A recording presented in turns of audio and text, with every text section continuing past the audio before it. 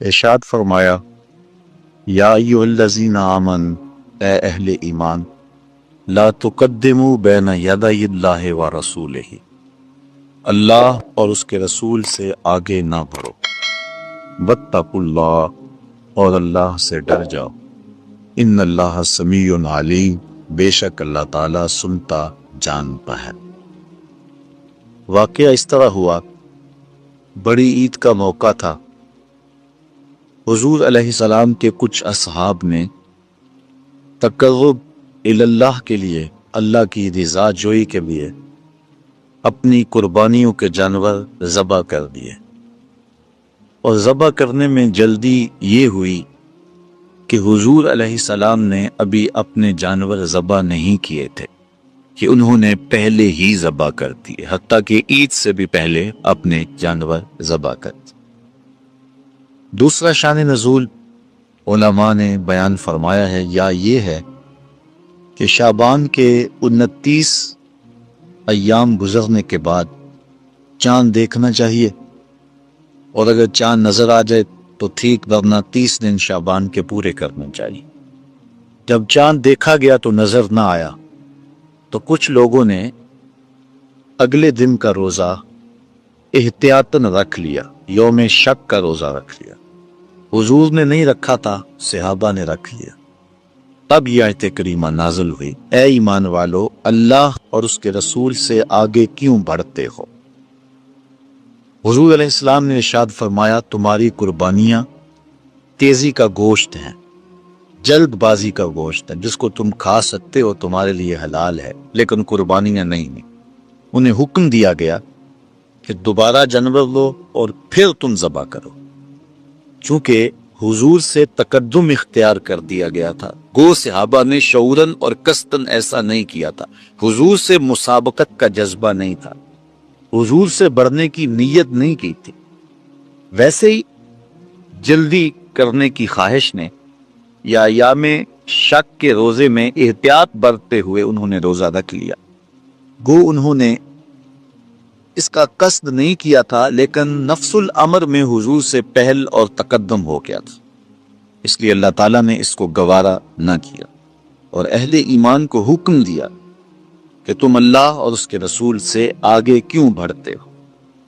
تمہاری قربانی نہیں یا تمہارا روزہ روزہ نہیں، جو نبی کے تتبع میں، اتباع میں اور پیروی میں کیا جائے وہ عمل ہے،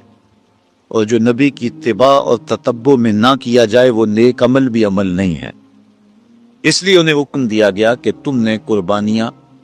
دوبارہ کرنی ہیں، اور تمہارا یہ روزہ نہیں ہوا۔ اب صحابہ نے یہ جو قربانیاں پیش کی تھی، یہ کس لیے کی تھی؟ اللہ کی رضا کے لیے، اور پہل کس سے ہو گئی تھی؟ حضور سے، کیونکہ اللہ تو قربانی نہیں کرتا، قربانی اللہ کے لیے کی جاتی ہے، روزہ اللہ کے لیے رکھا جاتا ہے، اللہ روزہ نہیں رکھتا۔ اللہ تعالیٰ سے پہل تو نہیں ہوئی تھی نفس الامر میں، حقیقت میں، لیکن اللہ تعالیٰ نے اس کو اپنے سے پہل قرار دیا اور کہا، اے ایمان والو، اللہ اور اس کے رسول سے آگے کیوں بڑھتے ہو؟ جبکہ بڑھے تو وہ حضور سے ہیں، لیکن اللہ تعالیٰ نے رسول کریم سے بڑھنے کو اپنے سے بڑھنا قرار دیا۔ یہاں میں اگر گفتگو طوالب کے ساتھ کرنا چاہوں تو ایک لمبا وقت درکار ہے۔ اگر 2 لفظوں میں سمیٹنا چاہوں تو اپنا عقیدہ یوں آپ کے سامنے رکھوں گا کہ ہم یہ نہیں کہتے کہ اللہ اور اس کے رسول کی ذات ایک ہے، اگر کہیں گے تو کفر ہوگا۔ ہم یہ نہیں کہتے کہ اللہ اور اس کے رسول کی ذات ایک ہے، ہم کہتے ہیں ذات ایک نہیں مگر بات ایک ہے۔ اس لیے اللہ تعالیٰ نے رسول کریم سے بڑھنے کو اپنے سے بڑھنا قرار دیا، اور اس آیت کریمہ کے نزول کے بعد بالخصوص صحابہ نے اس بات کا التزام کیا کہ کسی عمل میں مسابقت پھر نہیں۔ حضرت عثمان غنی رضی اللہ تعالی عنہ کا عمل دیکھ لیجئے، صلح حدیبیہ کے موقع پہ جب انہیں سفیر بنا کر حضور بھیجتے ہیں قریش مکہ کے پاس، تو انہوں نے کہا کہ ہم مسلمانوں کو عمرہ نہیں کرنے دیں گے، چلو عثمان تم آگے ہو، اللہ کا گھر سامنے ہے، تم عمرہ کر لو، طواف کر لو، حجر اسود چوم لو، حدیم میں نفل پڑھ سکتے ہو، تم ہمارے رشتہ دار بھی ہو، آ بھی گئے ہو، تم عمرہ کر لو۔ حضرت عثمان رضی اللہ تعالیٰ عنہ نے کہا اگر میرے رسول عمرہ نہیں کریں گے تو عثمان بھی نہیں کرے۔ دل ترس رہا تھا کعبے کے دیدار کے لیے، کتنا عرصہ ہوا تو چھوڑا تھا اس شہر نور کو، اور کعبۃ اللہ کا طواف کیے عرصہ بیت گیا تھا، دل مچل کا تھا، جذبے لڑائیاں لیتے، لیکن کہا جب حضور طواف نہیں کریں گے تو عثمان بھی نہیں کرے گا۔ حضرت عمر رضی اللہ تعالیٰ عنہ کی بھی سن لیجیے، طواف کرتے کرتے رکے، حجر اسود کے پاس آئے، چومنے لگے تو رک گئے، کہا اے حجر اسود میں تجھے کبھی نہ چومتا اگر میرے رسول نے تجھے چوما نہ ہوتا، میں تجھے اس لیے چوم رہا ہوں کہ میرے نبی نے تجھے چوما ہے۔ ہم نے قطرہ دیکھا نہ کبھی دریا پہ غور کیا، بس جہاں تیری جھلک نظر آئی وہی ڈوب گئے۔ ہمارے استاد فرمایا کرتے تھے ہم بڑے غیرت مند لوگ ہیں، نہ مانیں تو بڑے بڑے شہنشاہوں کو نہ مانیں، اور اگر ماننے پہ آ جائیں تو مدینے کی گلی کے کتے کو بھی مان دیں۔ تو اس نسبت کا احترام ہے، کہا حجر اسود میں تجھے کبھی نہ چومتا اگر میرے رسول نے تجھے نہ چوما ہو۔ اللہ نے جن کو نصیب کیا انہوں نے تو منظر دیکھا ہوگا، جن کا نصیب ابھی تک نہیں جاگا، آج کی مجلس میں آپ لوگوں کے نام میری دعا ہے اللہ آپ سب کو در رسول کی اور اپنے در کی حاضری نصیب فرما۔ سچی بات ہے جس نے دیار نور نہیں دیکھا اس نے کچھ بھی نہیں دیکھا۔ اب وہاں حرم الہی میں ایک منظر ہوتا ہے کہ لوگ حجر اسود کو چومنے کے لیے جس بے تابی کا اظہار کرتے ہیں وہ بڑا دیدنی ہوتا ہے۔ میں نے کمزور سے کمزور اشخاص کو بھی دیکھا ہے کہ وہ اپنی جان ہتھیلی پہ سجا کے حجر اسود کو چومنے کا رزق لے رہے ہوتے، جو طواف پہ لڑکھڑا کے کرتے ہیں وہ حجر اسود کے اس رش میں گھس رہے ہوتے، جان کا اندیشہ بھی ہے لیکن پھر بھی اس پتھر کے لیے انسان اتنی تڑپ رکھتا ہے، اتنی محبت رکھتا ہے کہ وہاں انسان اشش کر اٹھتا ہے کہ اتنا پیار، اتنی محبت۔ اچھا پھر جس کو موقع نصیب ہو جاتا ہے پھر وہ حجر اسود کو چومے چلا جاتا ہے، کبھی اوپر سے چوم رہا ہے، کبھی نیچے سے چوم رہا ہے، کبھی دائیں سے کبھی بائیں سے۔ کسی نے کہا یہ سمندر پار سے آئے لوگ بڑے دیوانے ہیں،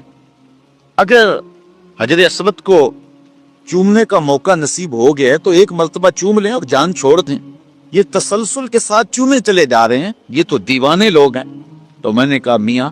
اصل بات یہ ہے کہ یہ پتھر نہیں چوم رہے، یہ کسی کے ہونٹوں کے نشان ڈھونڈ رہے ہیں، یہ کسی کے لبوں کا لمس تلاش کر رہے ہیں۔ ایک جگہ سے چومتے ہیں خیال آتا ہے حضور نے ادھر سے نہ چوما ہو، ادھر چومتے ہیں خیال آتا ہے ادھر نہ چوما ہو، پھر خیال آتا ہے حضور نے نیچے سے نہ چوما ہو، پھر خیال آتا ہے حضور نے اوپر سے نہ چوما ہو۔ میں نے کہا میاں یہ پتھر نہیں چومتے، یہ کسی کے ہونٹوں کے نشان ڈھونڈ رہے ہیں۔ تو حجر اسود کو حضرت عمر رضی اللہ تعالیٰ عنہ چومتے ہوئے رک گئے، کہا میں کبھی نہ چومتا اگر میرے رسول نے تجھے چوما نہ ہو۔ بلکہ صحابہ نے اس بات کا التزام رکھا کہ حضور سے صوری اور مانوی کسی انداز سے بھی تقدم نہ ہو۔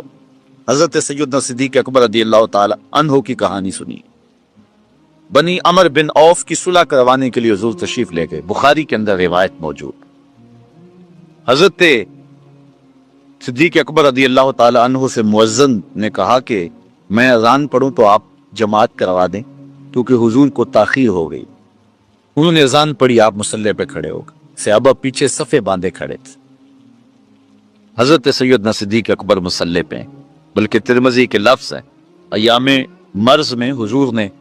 فرمایا کہ ابو بکر کو حکم دو کہ لوگوں کو نماز پڑھائیں، 3 مرتبہ کہا۔ اور جب حضرت عائشہ رضی اللہ تعالیٰ عنہ نے بار بار کہا کہ حضور وہ رقیق القلب ہے، کسی اور کے لیے حکم جاری کیجئے، تو حضور نے پھر فرمایا انتن صواحبن یوسف والی عورتیں نہ بنو، ابو بکر کو حکم دو۔ یہ بخاری کے لفظ ہیں، اور آگے ترمذی کے لفظ ہیں، حضور نے فرمایا لا ينبغي لقوم فیہم ابو بکر ان یؤمہم غیرہ، کسی قوم کے لیے مناسب ہی نہیں کہ ابو بکر ان کے اندر رہتے اور امامت کوئی اور کروائے، کہا انہیں حکم دو۔ تو حضرت ابو بکر صدیق مصلی تھے، لوگ پیچھے صفے باندھے کھڑے، حضور جلدی فارغ ہو گئے تو تشریف لائے تو جماعت کھڑی تھی۔ اب جب پیچھے والے لوگوں نے دیکھا کہ حضور آگے ہیں تو انہوں نے راستہ چھوڑنا شروع کر، پچھلی صف سے لے کر کے مصلی تک راستہ بن گیا۔ اب میں اس سوچ کو کدھر لے جاؤں کہ نبی کا خیال نماز میں آئے تو نماز ٹوٹ جاتی، صرف ہمت بسوئے شیخ و امثالیاں از معظمی، گو بجناب رسالت ما بچندی بدتر از استغراق گو خر خود است۔ کیا کیا بولی گئی اور کیا کچھ کہا گیا